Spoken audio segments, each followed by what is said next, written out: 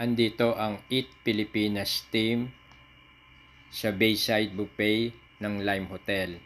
Isa sa pinakasikat na buffet restaurant sa Metro Manila. Tara, samahan nyo kami. Ipakikita namin sa inyo ang kanilang mga menu. Honey garlic chicken. Meron din silang string beans, tahong na spicy or spicy chili mussel. At eto, meron silang butchi. Meron din silang lohan chai. Kasabay yung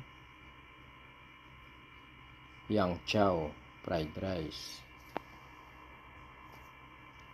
At ayan pa, chicken adobo, Bicol Express, chicken apretada, sarsyado para sa mga ayaw ng baboy, at para sa veggie, ginisang pechay. Punta naman tayo sa Maki Station. Salmon cream, puto maki, maraming klase silang maki rito meron. California maki, at eto, sari-saring maki yan. Sarada maki, spicy salmon maki, at meron din silang spaghetti at macaroni para naman sa mga bata. Ito naman yung style Samgyup station nila. Marami kang pwedeng pagpilian na side dish dito. O orderin mo lang tapos i-deliver mismo sa upuan mo. Maraming klaseng sauce na pwedeng pagpilian. Luto na to pagka dinala sa inyo. Ayan yung mga raw spicy na karne.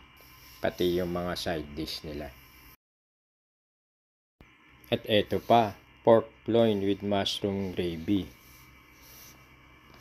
Yan, masarap yan eh. Meron din silang chicken ala Kiev.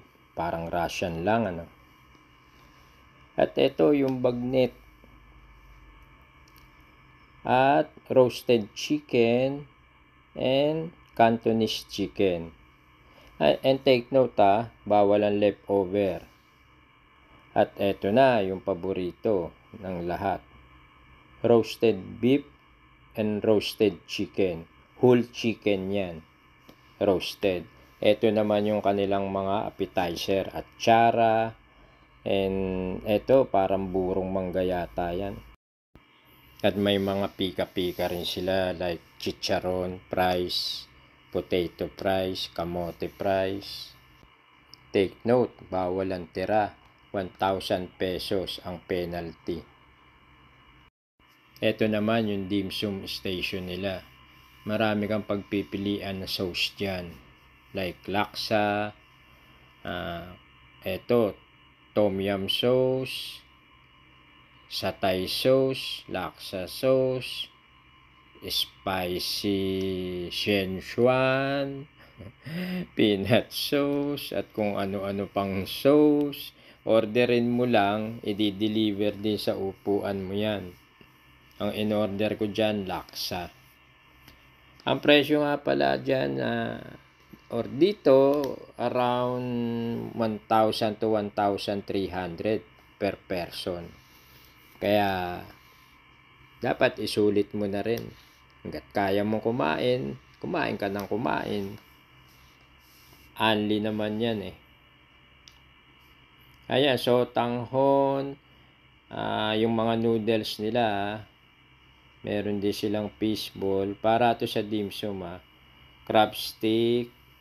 Ayan yung klase ng noodles. Egg noodles, saka hopan noodles. Yan, may clams din. Masarap naman yung kanilang dim sum dyan. Dito naman tayo sa pastry station or dessert station. Meron silang kasaba. Masarap to, hindi masyadong matamis. Biko. Kaya kung, ayan, macarons, choco balls, kung medyo mataas ang sugar mo, alalay lang. Matutuwa ang mga bata rito. Kasi masasarap naman yung gawa nila ng pastry. Tapos may cake. Eto naman, yung dessert station nila. Meron na silang, mga cake ube cream cake. Sari-sari yung cake nila. Yung chocolate cake. Natikman ko yung iba nito, hindi naman masyadong matamis. Pero mag-e-enjoy yung bata. Strawberry cream cake. Ayan, yung mismong kabuuan ng mga pastry nila. Enjoy. Magandang no? Parang ang sarap tignan.